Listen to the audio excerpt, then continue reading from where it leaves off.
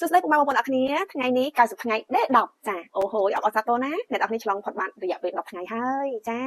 14ថ្ងៃផ្លាស់ប្ដូរជីវិតណាលោកមុនមានរយៈពេលតែ14ថ្ងៃទេចាមេរៀនម៉ែ14ថ្ងៃផ្លាស់ប្ដូរជីវិតតើឥឡូវយើងបាន10ថ្ងៃទេតើណោះខ្វះ14ថ្ងៃទៀតហ្នឹងចាអញ្ចឹងយើងចាប់ដើមជ្រាបបដាហើយណាមែនទេអញ្ចឹងបងប្អូនយល់បានប្រហែលភាគរយដែរតាំងពីរៀនពី day 1រហូតដល់ទី10នេះអាច comment ម្នាក់មួយមើលចាអញ្ចឹងសម្រាប់ពីម្សិលមិញគឺយើងបានយល់ច្បាស់អំពីចក្រវាឡហើយមានអត់ចឹងបងប្អូនបានដឹងខ្លួនឯងហើយដឹងថាចក្រវាឡរបស់យើងគឺជាអ្វីរកឃើញហើយនៅសម្រាប់បងប្អូនដែលរត់មិនទាន់ឃើញទេក៏មិនទាន់អន់សពុនចិត្តអីឆ្ងល់ហ្នឹងហេតុអីក៏ខ្ញុំមិនដឹងថាចក្រវាឡខ្ញុំគឺជាអ្វីចឹងចាអត់អីទេណាកុំបខំចិត្តអីសឹមទៅជួនកាលយើងអត់ទាន់ដឹងថា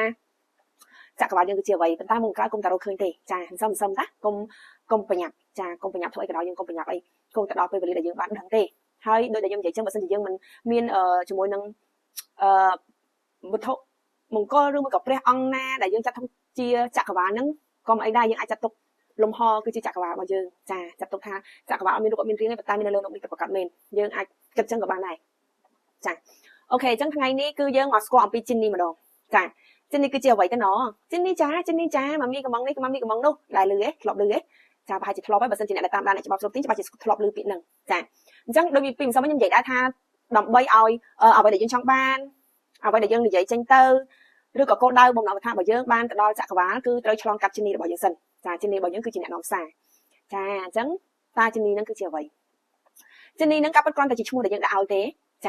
ាជំនាញពិតប្រាកដតាមពាក្យវិទ្យាសាស្ត្រគេហៅថាអនុសម្បញ្ញៈចាមនុស្សយើងមានចិត្តពីរមួយសម្បញ្ញៈអនុសម្បញ្ញៈចាខួរក្បាលរបស់យើងនិយាយទៅវាតកតងនឹងខួរក្បាលវាតកតងនឹងអីទាំងអស់ក្នុងខ្លួនយើងហ្នឹងឯងចាខួរក្បាលរបស់យើងការគិតធម្មតាការគិតជាទូទៅនឹកឃើញអីគិតនឹងហើយនឹងការរៀនសូត្រមានចំណេះដឹងចំណេះអីហ្នឹងវាឆ្លងកាត់នឹងសម្បញ្ញៈរបស់យើងប៉ុន្តែយើងនៅមានមួយទៀតគេហៅថាអនុសម្បញ្ញៈហ្នឹងបើសិនជាយើងនិយាយផ្នែកវិទ្យាសាស្ត្រគឺវាវិញឆ្ងាយវាគឺជាស្រទាប់ខួរក្បាលទីប្រមាណអីមិនគេនោះសារគឺខ្ញុំបានស្រាវជ្រាវច្បាស់អំពីផ្នែកវិទ្យាសាស្ត្រទេប៉ុន្តែខ្ញុំយល់ថាអនុសម្បញ្ញៈហ្នឹងអីសម្បញ្ញៈហ្នឹងអីចឹងណាចាអញ្ចឹងជាទូទៅការគិតរបស់យើងគិតគ្រប់បែបយ៉ាងទាំងអស់ជាពិសេសការខ្លាចក្រែងការព្រួយបារម្ភការគិតអ្វីដែលថាជាប្រចាំថ្ងៃរបស់យើងហ្នឹងគឺជាការគិតដែលយើងប្រើសម្បញ្ញៈខួរក្បាលធម្មតាយើងហ្នឹងឯងចាតែយើងអត់សូវបានទៅចាប់អារម្មណ៍ជាមួយនឹងអនុសម្បញ្ញៈដែលគេហៅថាជានេះនោះទេអាហ្នឹងគេហៅថាចិត្តពេលខ្លះគេថាអញ្ចឹងក្នុងខ្លួនរបស់យើងមានចិត្តពីរឬក៏ការគិតពីរមួយចិត្តសមួយចិត្តខ្មៅហ្នឹងចាការគិតវិជ្ជមាននិងការគិតអវិជ្ជមានហ្នឹងឯងចិត្តខ្មៅហ្នឹងវាតែងតែបង្អាក់យើងនៅពេលដែលយើងចង់ធ្វើអីមួយជិះវាតែងតែបង្អាក់យើងនៅការប្រើហេតុផលចានេះហើយការគឺជាខួរក្បាលរបស់យើងដែលគេហៅថាសម្បញ្ញៈហ្នឹងភាគច្រើនគឺប្រើហេតុផលឧទាហរណ៍យើងចង់ធ្វើអីមួយអញ្ចឹងចង់បើកហាងអីមួយចឹងយើងតែងតែមានហេតុផលអូយបើកទៅខ្លាចលក់មិនដាច់បើកទៅខ្លាចបរាជ័យបើកទៅខ្លាចមិនមានអ្នកគ្រប់គ្រងអីចឹងណាចាអញ្ចឹងការគិតបែបហ្នឹងគឺជាការគិតរបស់សម្បញ្ញៈនឹងឯងដែលមានហេតុផលតែងតែរារាំងយើងហើយក៏មិនថាមិនល្អដែរពេលខ្លះក៏ត្រឹមត្រូវតែពេលខ្លះក៏វាអាចបង្អាក់ដល់ការជោគជ័យរបស់យើងដែរអញ្ចឹងណាចាហើយការគិតរបស់យើងហ្នឹងក៏វាមិនប្រកាសថាត្រូវ 100% ដែរអញ្ចឹងមិនដែលមានយើងធ្វើខុសធ្វើត្រូវទេអញ្ចឹងការប្រើខួរក្បាលតាមមុខគត់ហ្នឹងមិនប្រកាសថាវាត្រឹមត្រូវទាំងអស់ទេចាចិននីដែលយើងហៅថាចិននីហ្នឹងណាអាហ្នឹងគឺជាអនុសម្បញ្ញៈដែលវានៅស្ទាប់ក្រោមគេដែលវានៅដល់ជ្រៅគេហៅថាចិត្តដល់ជ្រៅមួយរបស់យើងការគិតដល់ជ្រៅមួយរបស់យើងដែលវាមិនមែនអាចចេញមកគ្រប់ពេលវេលាដូចខួរក្បាលធម្មតាយើងទេវាមិនមែនផ្ដល់ការគិតគ្រប់យ៉ាងឲ្យយើងគ្រប់ពេលទេចាគឺអាចផ្ដល់ឲ្យយើងម្ដងហើយជាពិសេសគឺផ្ដល់ឲ្យយើងនៅពេលដែលយើងអត់បានពិចារណាវែងឆ្ងាយអត់បានគិតគូរវែងឆ្ងាយលម្អិតខ្លាំងពេកតែវានឹងភ្ញាក់រលឹកមកម្ដងតែការដែលយើងភ្ញាក់រលឹកម្ដងហ្នឹងគឺជាការគិតដ៏ត្រឹមត្រូវចាហើយការធ្វើការរបស់ជំនាញឬក៏អនុសម្បញ្ញៈហ្នឹងគឺធ្វើការគ្រប់ពេលវេលាទាំងអស់គឺអត់សម្រាកទេខួរក្បាលរបស់យើងសម្រាកនៅពេលដែលយើងគេងលក់តែជំនាញរបស់យើងអនុសម្បញ្ញៈហ្នឹងគឺអត់សម្រាកទេគឺធ្វើការរហូតតែយើងអត់ដឹងចាយើងអត់ដឹងខ្លួនទេជាពិសេសនៅពេលដែលយើងគេងលក់ខួរក្បាលយើងគេងដែរអញ្ចឹងយើងនឹងគេងទៅដោយមិនដឹងថាអនុសម្បញ្ញៈហ្នឹងធ្វើការចាសម្រាប់ច្បាប់ស្រុកទីគេឲ្យយើងប្រូក្រាមនៅពេលដែលយើងចិត្តគេងលក់ឲ្យយើងនិយាយអ្វីល្អៗដែលមុននឹងយើងគេងលក់ពីព្រោះថានៅពេលដែលយើងចិត្តគេងលក់ហ្នឹងគឺខួរក្បាលយើងចាប់ផ្ដើមសម្រាប់ហើយខួរក្បាលយើងចាប់ផ្ដើមចិត្តគេងលក់ដូចគ្នាដែរអញ្ចឹងនៅពេលដែលខួរក្បាលយើងគេងលក់ដែរខួរក្បាលយើងនឹងអត់វិភាគអីច្រើនទេនឹងឈប់គិតឈប់អីឲ្យគេងបាត់ហើយប៉ុន្តែជានេះរបស់យើងអត់ទាន់គេងទេអនុសម្បញ្ញៈហ្នឹងគឺអត់គេងទេគឺនៅធ្វើការអញ្ចឹងនៅពេលដែលយើងប្រូក្រាមនៅពេលដែលមុនគេងលក់ហ្នឹងគឺដែលអ្វីដែលយើងនិយាយទៅគឺខួរក្បាលធម្មតារបស់យើងសម្រាប់ឲ្យឈប់គិតឈប់វិភាគអីតែពាក្យដែលយើងនិយាយទាំងអស់ហ្នឹងវានឹងទៅជាប់ជាមួយនឹងអនុសម្បញ្ញៈរបស់យើងណាខួរក្បាលស្រទាប់ក្រោមមួយទៀតដែលយើងហៅថាជីនីហ្នឹងអញ្ចឹងនៅពេលដែលជីនីរបស់យើងចាប់បាននៅពាក្យទាំងអស់ហ្នឹងហើយប្រៀបដូចជាយើងកំពុងតែមានឱកាសនឹងកំងរឿងហ្នឹងបានហើយព្រោះខួរក្បាលជីនីហ្នឹងគឺថាអត់វិភាគទេអត់វិភាគដូចខួរក្បាលយើងធម្មតាទេឧទាហរណ៍ថាយើងគិតថាយើងលក់ដាច់ យើង program លក់ដាច់យើងចង់លក់ដាច់យើងតែងតែនិយាយពីថាលក់ដាច់អញ្ចឹងយើងនិយាយពីថាលក់ដាច់តែគូក្បាលយើងធម្មតាតែងតែវិភាគលក់ដាច់តាមផ្លូវណាបើមិនមានមនុស្សផងស្ងាត់ជ្រាបទីផ្សារគេហៅគេសេដ្ឋកិច្ចធ្លាក់ចុះចាម្នាក់មិនសូវមានលុយអីចឹងគឺវិភាគច្រើនមែនទែនអញ្ចឹងធ្វើឲ្យយើងអត់ជឿថាខ្លួនឯងលក់ដាច់ទេតែនៅពេលដែលគូក្បាលយើងគេងលក់ហើយអាមុនយើងគេងលក់ហ្នឹងណាគូក្បាលលាវគូក្បាលយើងចិត្តគេងលក់ហើយហ្នឹងណានៅពេលយើងនិយាយថាលក់ដាច់ទៅគូក្បាលយើងអត់វិភាគច្រើនទេព្រោះចិត្តគេងហើយចាអញ្ចឹងនៅឡើយតែជិននេះទេជិននេះនឹងចាប់បានពាក្យថាលក់ដាច់ចាអញ្ចឹងជិននេះគឺចាប់ពាក្យថាលក់ដាច់បានហើយគឺអត់វិភាគទេចាអត់វិភាគដូចគូក្បាលថាលក់ដាច់ផ្លូវណាបើឥឡូវស្ងាត់សឹងអីចឹងណាហ្នឹងហើយអញ្ចឹងជិននេះគឺអត់វិភាគចឹងទេជិននេះនឹងចាប់បានពាក្យដែលយើងនិយាយអីក៏ជិននេះចាប់យកទាំងអស់ដោយមិនវិភាគអញ្ចឹងបើសិនជាយើងនិយាយពាក្យល្អមុនចូលគេងនឹងបានច្រើនជិននេះនឹងចាប់បានច្រើនចាជិននេះនឹងបញ្ជូនពាក្យហ្នឹងទៅចក្រវាលហើយចក្រវាលនឹងផ្ដល់ឲ្យយើងអញ្ចឹងបានថាភាគច្រើនមនុស្សយើងហេតុអីក៏ស្រូបរឿងមិនល្អបានច្រើនជាងរឿងល្អដោយសារតែភាគច្រើនយើងនិយាយអីទៅគូក្បាលយើងវិភាគច្រើនពេកចាគូក្បាលយើងតែងតែប្រឆាំងតែងតែវិភាគគូក្បាលការពិត protect យើងមិនចង់ឲ្យយើងបរាជ័យមិនចង់ឲ្យយើងខាតបង់មិនចង់ឲ្យយើងឈឺខ្លួនមិនចង់ឲ្យយើងមានបញ្ហាមានគ្រោះថ្នាក់អីចាគឺអញ្ចឹងទៅមានហេតុផលច្រើនប៉ុន្តែអាការដែលខ្លាចក្រែងនឹងហើយដែលមិនតែងតែជំរុញឲ្យយើងជោគជ័យនោះខ្លាចនេះខ្លាចនោះអញ្ចឹងយើងអត់ហ៊ានធ្វើកាលណាដែលយើងហ៊ានធ្វើគឺយើងអាចទទួលបានលទ្ធផលទេចាអញ្ចឹងហើយបានយើងតែងតែនិយាយពេលថ្ងៃពេលដែលយើងមានសតិគ្រប់គ្រាន់ហ្នឹងនៅពេលដែលយើងនិយាយអីទៅជានេះយើងចង់សើបានដោយសារគូក្បាលយើងវិភាគច្រើនពេកអញ្ចឹងហើយយើងវិភាគទៅតែរឿងអវិជ្ជមានជានេះចាប់បានរឿងអវិជ្ជមានក៏យើងនឹងស្រូបបានរឿងអវិជ្ជមានចាអញ្ចឹងបានគេព្យាយាមឲ្យយើង program ឲ្យជាប់មកមិនថាពេលថ្ងៃមិនថាពេលយប់មិនថាពេលណាក៏ដោយប៉ុន្តែគាត់ថាពេលថ្ងៃវាអត់សូវបានប្រសិទ្ធភាពដូចពេលដែលយើងមុនចូលគេងចាមុនចូលគេងមានប្រសិទ្ធភាពខ្លាំងជាងដោយសារអីដោយសារតែគូក្បាលយើងជប់ធ្វើការអញ្ចឹងនៅតែជានេះអញ្ចឹងជានេះនឹងទទួលគ្រប់ពាក្យដែលយើងនិយាយចូលក្នុងខ្លួនរបស់យើងនិយាយយើងលឺខ្លួនឯងចាអញ្ចឹងបានគេឲ្យយើងព្យាយាមនិយាយពេលយើងមុនគេងហើយនឹងភ្ញាក់ពីគេងឲ្យយើងភ្ញាក់ពីគេងភ្លាមបើកភ្នែកមកភ្លាមនឹងដឹងខ្លួនមកភ្លាមនឹងក៏គូក្បាលយើងមិនតវិភាគដែរគូក្បាលយើងក៏មិនតធ្វើការ 100% ដែរអញ្ចឹងនៅពេលដែលយើងនិយាយអីទៅគឺជានេះបើយើងចាប់បានច្រើនចាចាប់ពាក្យដែលយើងបាននិយាយច្រើនចាអញ្ចឹងបានគេតែងតែឲ្យយើង program មុនចូលគេងសម្ដេចដឹងគុណមុនចូលគេងហើយនឹងព្រឹកឡើងភ្ញាក់មកដឹងគុណអរគុណហើយ program ដែលយើងចង់បានសម្រាប់ថ្ងៃនេះចាគឺគេឲ្យយើងធ្វើពីពេលហ្នឹងគឺល្អខ្លាំងដោយសារតែបែបហ្នឹងចាដោយសារតែជានេះរបស់យើងគឺវានឹងចាប់បានជានេះយើងអត់គេងទេគ្រប់ពេលវេលាគឺដំណើរការរហូតប៉ុន្តែគ្រាន់តែនៅពេលដែលយើងដឹងខ្លួនខួរក្បាលរបស់យើងវាគ្រប់ខួរក្បាលរបស់យើងគឺធំជាងហើយគ្រប់នៅការទទួលដឹងឮ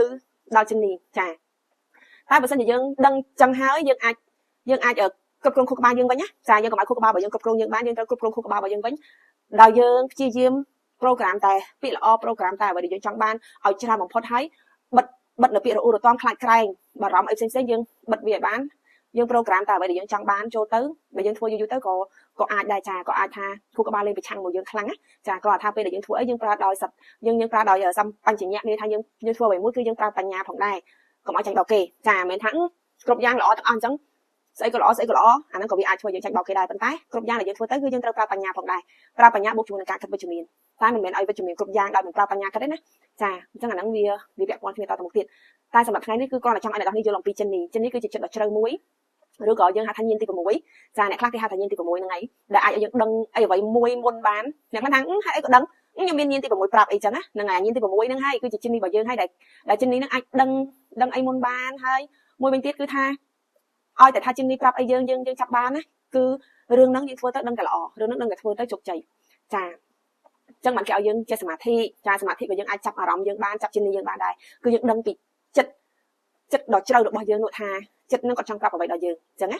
ចាអញ្ចឹងវិធីដាស់ចិននេះចេញមកចិននេះបើយើងធ្វើមិនបានចេញមកបាននៅពេលដែលយើងចង់ដាស់ចិននេះគឺគេឲ្យយើងឆ្លុះកញ្ចក់ស្រឡឹងមុខខ្លួនឯងមើលមុខខ្លួនឯងហើយនិយាយដាក់ខ្លួនឯងស្រែកខ្លាំងអញ្ចឹងពេលខ្លះអ្នកនរឃើញគេថាដាស់ចិននេះគេប្រើអាការដែលស្រែកខ្លាំងគោះទឹកអីចឹងណាដូចវាថាដាស់ចិននេះអីគេប្រើទឹកវីតាមីនអីហ្នឹងណាចាគឺធ្វើឲ្យស្រែកខ្លាំងឲ្យលក្ខណៈចិត្តក្នុងខ្លួនរបស់យើងវាចេញមកវាផុសចេញមកអញ្ចឹងណានឹងហើយយើងអត់ធ្វើឲ្យ slow motion ទេហើយមួយទៀតការរាំហ្នឹងក៏ជាការដាស់ចិននេះមួយដ៏ល្អដែរចានៅពេលដែលយើងរាំលោតខ្លាំងអីចឹងទៅបេះដូងយើងវាលោតញាប់ហ្នឹងណាចាពេលហ្នឹងក៏ជានេះយើងចេញមកដែរព្រោះថាពេលហ្នឹងនៅពេលដែលយើងហត់នៅពេលដែលយើងលោតបេះដូងយើងលោតខ្លាំងលោតអីចឹងទៅខួរក្បាលយើងមិនសូវបានគិតវិភាគច្រើនទេចាខួរក្បាលយើងកំពុងតែហត់ដែរកំពុងតែមានសកម្មភាពដែរអញ្ចឹងទៅអត់សូវបានគិតអីច្រើនទេអញ្ចឹងពេលហ្នឹងគឺជាពេលដែលជានេះចេញមកខ្លាំងអញ្ចឹងយើងអាច program យើងអាចនិយាយអីបានអញ្ចឹងណាចាអញ្ចឹងបានគេប្រាប់យើងថានៅពេលដែលយើងរាំយើង program គឺទទួលបានលទ្ធផលលឿនដោយសារអីដោយសារតែពេលដែលយើងរាំពេលយើងហត់យើងលោតវិជ័យយើងហត់លោតអីហ្នឹងគឺជានេះចេញមកអញ្ចឹងនៅពេលដែលជានេះចេញមកយើងនិយាយទៅយើង program ទៅពាក្យអ្វីដែលយើងនិយាយចេញទៅហ្នឹងគឺជានេះនឹងទទួលបានហើយនៅបញ្ជូនទៅចក្រវាលលឿនចាបើមិនជានេះអត់ចេញមកទេយើង program ទៅអត់សូវបានផលលឿនដោយសារតែអត់មានអ្នកបញ្ជូនដល់ចក្រវាលតែនៅពេលដែលមានជានេះចេញមកហើយគឺយើងនិយាយទៅជានេះចាប់ពាក្យនឹងបានគឺបញ្ជូនទៅចក្រវាលបានលឿនយើងក៏ទទួលបានលទ្ធផលលឿនដែរចានិយាយឡើងអ្នកខ្លះនៅស្ដាប់មិនយល់ទេចាអញ្ចឹងសម្រាប់មេរៀននេះខ្ញុំសូមជូនតែអ្នកច្បាប់ស្រុកទៀងទេអ្នកមិនមែនច្បាប់ស្រុកទៀងទេស្ដាប់ហើយកុំឆ្ងល់ចាដោយសារតែអ្នកមិនយល់តែបើអ្នកដែលច្បាប់ស្រុកទៀងគាត់នឹងអាចយល់ ចានៅវារៀនជ្រៅបន្តិចចាបើហ្នឹងហើយអ្នករៀនជ្រៅគេរៀនដល់ចិត្តវិញ្ញាណចិត្តអីទៀតណាមានមិនតែយើងដល់ថ្នាក់ហ្នឹងឯងយើងគ្រាន់តែស្គាល់លំទៅស្គាល់ស្គាល់ទៅថាជំនាញគឺជាអ្វីចាគឺជំនាញគឺជាចិត្តដើមរបស់យើងគឺជាចិត្តដើមគេហៅថាអនុសម្បញ្ញៈគេហៅថាញាណទី6នេះហើយគឺជាជំនាញរបស់យើងហើយមួយវិញទៀតអ្នកនរគ្នានៅពេលដែលជំនាញប្រាប់យើងអីមួយអាហ្នឹងគេហៅថាផ្លាកសញ្ញាប្រាប់ផ្លូវចានៅពេលដែលយើងអង្គុយសុកជាពិសេសនៅពេលដែលយើងសមាធិមិនចាំបាច់តែអង្គុយពេនភ្នែនតាំងសមាធិចេះណាឲ្យតែយើងនៅជាមួយខ្លួនឯងមិនគិតអីប្រេះផ្ដាស់មិនគិតរវើរវាឲ្យតែយើងអារម្មណ៍ស្ងប់ពេលហ្នឹងគឺជំនាញចេញមកតែតែប្រាប់យើងនៅអ្វីមួយដែលឲ្យយើងគួរធ្វើហើយបើសិនយើងចាប់បាននៅចំណុចហ្នឹងអារម្មណ៍ហ្នឹងដែលប្រាប់យើងហ្នឹងយើងទៅធ្វើទៅគឺបានលទ្ធផលល្អណាស់ចាភាសាខ្មែរយើងគេហៅថាញាណទី6ប្រាប់ហ្នឹងហើយអ្នកខ្លះសុកនិយាយអីមកសួរមិនក៏ដឹងអញ្ចឹងហ្នឹងខ្ញុំញាណទី6ខ្ញុំប្រាប់ខ្ញុំអញ្ចឹងណាទៅគាត់ធ្វើគឺត្រូវមែនរឿងគ្រប់យ៉ាងដែលចេញពីជំនាញប្រាប់ហ្នឹងគឺត្រូវហ្មងអ្នកនរធ្វើគឺត្រូវធ្វើគឺល្អអ្នកខ្លះខ្ញុំធ្លាប់មានអ្នកនៅស្រុកភូមិខ្ញុំគាត់ចេះអ៊ុតសក់មកពីគាត់យកសក់គាត់ថាគាត់យកសក់ការពិតជំនាញប្រាប់ហ្នឹងឯងចាញាណទី6យើងប្រាប់ហ្នឹងឯងប្រាប់គាត់ធ្វើនេះធ្វើនោះរហូតដល់គាត់ខ្លាចទៅជាយើងជាងកាត់សក់ជាងអ៊ុតសក់បានណាអ្នកនរគ្នាញាណទី6គាត់ប្រាប់ចាពិតប្រកបមែនហើយឧទាហរណ៍ថាមុខរបស់យើងកំពុងតែមិនសូវជាល្អអីចឹងណាយើងសាកអង្គុយឬក៏យើងអារម្មណ៍មិនស្ងប់ចាកុំគិតអីផ្លេសផ្ដាដកដង្ហើមចេញចូលយើងព្យាយាមនៅជាមួយខ្លួនឯងបានច្រើនណាយើងនឹងមានជំនាញមកប្រាប់យើងថាយើងគួរធ្វើនេះយើងគួរធ្វើនោះចាយើងសាកធ្វើអញ្ចេះសាកមើលចាហើយនៅពេលដែលយើងយកចំណុចហ្នឹងយកមកធ្វើទទួលបានលទ្ធផលចាទទួលបានលទ្ធផលពិតប្រាកដមែនមិនថាមុខបររស៊ីមិនថារឿងអីក៏ដោយអ្នកនរគ្នាតែបើសិនជាអ្នកមួយថ្ងៃតែពីនិយាយចុចអត់មានពេលនៅមួយខ្លួនឯងសោះអត់មានជំនាញណាមកប្រាប់យើងបានទេទោះជាគេប្រាប់ក៏យើងស្ដាប់អត់បានដែរស្ដាប់អត់ឮដែរដោយសារតែយើងអត់មានអារម្មណ៍នៅជាមួយនឹងខ្លួនឯងចាអញ្ចឹងយើងស្ដាប់ពាក្យរបស់ជំនាញប្រាប់យើងអត់ឮទេញាណទី6នឹងប្រាប់យើងគឺយើងអត់ឮទេចាតែប៉ុន្តែពេលដែលយើងចេះនៅជាមួយខ្លួនឯងគឺយើងនឹងឮញាណទី6របស់យើងនឹងប្រាប់យើងថាយើងគួរធ្វើអីចាហើយកាលណាដែលយើងយកមកធ្វើគឺអត់ខុសហ្មងអ្នកនរគ្នាគឺមិនខុសទេគឺមានតែត្រូវធ្វើយើងឲ្យចម្រើនញាណទី6ប្រាប់យើងមិនដែលខុសទេចាប្រាប់ឲ្យយើងធ្វើត្រូវរហូតក្នុងខ្លួនរបស់យើងការគិតគឺមាន2តែងតែមាន2ផ្ទុយគ្នារហូតមួយប្រាប់ថាល្អមួយប្រាប់ថាមិនល្អចាហើយជួនកាលយើងសួរខ្លួនឯងថាចុះហើយធ្វើម៉េចបានខ្ញុំដឹងថាមួយជាជំនាញប្រាប់មួយជាខួរក្បាលប្រាប់ចាអញ្ចឹងអ្នកនរគ្នាត្រូវចាំបញ្ជាក់ជំនាញតែងតែalert នឹងមានថាលេចឡើងដំបូងគេការគិតដោយដំបូងគេហើយការគិតនឹងពិចារណាគឺត្រឹមត្រូវហើយគឺល្អតែខួរក្បាលយើងយកមកវិភាគហើយយកមកពិចារណាហើយនឹងធ្វើការខ្លាចវាថាខ្លាចក្រែងចេះខ្លាចក្រែងចុះអីអញ្ចឹងអានឹងពិចារណាខួរក្បាលហើយខួរក្បាលគឺការគិតគាត់គិតវិភាគច្រើនណាស់ចាយើងចង់ធ្វើអីមួយអូខ្ញុំចង់រកស៊ីអាហ្នឹងមួយអញ្ចឹងដំបូងចិត្តយើងគឺចង់មានអត់ចង់យើងគិតថាអូខេយើងមានជំនាញនឹងដែរយើងចេះដែរអញ្ចឹងយើងចង់សាកធ្វើអាហ្នឹងមួយតែសម្រាប់គួរក្បាលយើងប្រាប់ថាកុំធ្វើប្រយ័ត្នខុសប្រយ័ត្នបរាជ័យប្រយ័ត្នខ្មាស់គេប្រយ័ត្នអស់លុយអស់ដើមអីណាឃើញអាការគិតបែបហ្នឹងអាខ្លាចក្រែងចេះខ្លាចក្រែងចោលអីណាហ្នឹងខួរក្បាលហើយតែចិត្តយើងដំបូងថាយើងចង់ធ្វើអាហ្នឹងណាបើយើងធ្វើប្រហែលជាល្អអាហ្នឹងគឺជាចិត្តរបស់យើងប្រាប់ហើយចិត្តគេហៅជំនាញនឹងប្រាប់យើងហើយអញ្ចឹងបើសិនយើងមុតនឹងធ្វើតាមចិត្តបេះដូងរបស់យើងណាយើងកុំធ្វើតាមខួរក្បាលណាខួរក្បាលមកប្រាប់ចឹងហើយនឹងធ្វើមិនយើងខ្លាចមែនយើងខ្លាចក្រែងមែនប៉ុន្តែយើងកុំឈប់លក្ខណៈថាអូខេឥឡូវយើងខ្លាចបរាជ័យអីចឹងយើងមិនមែនអត់ធ្វើទេយើងនៅតែធ្វើប៉ុន្តែគ្រាន់តែយើងរកវិធីសាស្ត្រធ្វើបែបណាឲ្យល្អហើយយើងត្រូវតែមានជើងព្រួយសម្រាប់ទប់ស្កាត់ផងដែរហើយយើងត្រូវតែរកវិធីបែបណាដែលធ្វើឲ្យយើងធ្វើទៅវាបានល្អអញ្ចឹងណាយើងមិនចេះតែធ្វើតែប្រេះប្រុសធ្វើដោយមិនមានការគិតទេយើងធ្វើដោយមានការគិតតែយើងប្រុងប្រយ័ត្នដូចគ្នាប៉ុន្តែយើងមិនបោះបង់នៅគោលដៅរបស់យើងនោះទេមិនបោះបង់នៅអ្វីដែលយើងចង់ធ្វើនោះទេចាអាហ្នឹងបានវាអាចទៅរួចយល់អត់បងប្អូនយល់អត់ទេបងប្អូនអើយចឹងបងប្អូនយល់មិនយល់អាចខមមិនបានណាចាព្រោះអីនិយាយទៅវារៀងស៊ីជម្រៅបន្តិចចាជំនាញនេះវារៀងស៊ីជម្រៅបន្តិចបើល្មមគឺយកថាជំនាញស្អីគេទេពីមុនខ្ញុំក៏យល់ដូចគ្នាចាហើយឥឡូវខ្ញុំព្យាយាមបញ្យល់បែបណាអ្នកនរយល់ពីជំនាញហ្នឹងណាអូខេចាអញ្ចឹងគ្រាន់តែដឹងថា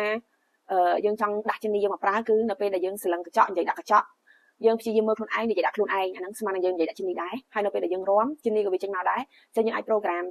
អ្វីដែលយើងចង់បានហ្នឹងទៅចាអញ្ចឹងនៅពេលដែលជំនាញទទួលបានអារម្មណ៍របស់យើងគឺជំនាញនឹង